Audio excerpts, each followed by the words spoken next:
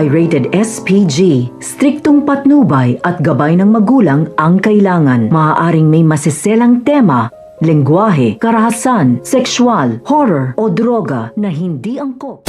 Sa matagal na pananahimik nga ng mag-ama na si Eric at si Justine at ngayon nga ay nakabalik na nga sila sa Pilipinas at ngayon nakapasok na nga sila sa Apex.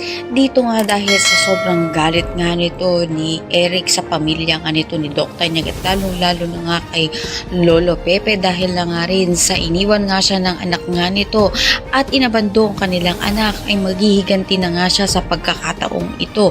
Kaya nang makakuha siya ng tiyempo ay nilalason nga niya ang isip nga nito ni Justine upang kamuhian nga niya ang kanyang ina at hindi patawarin nito sa ginawa nga nito sa kanilang dalawa.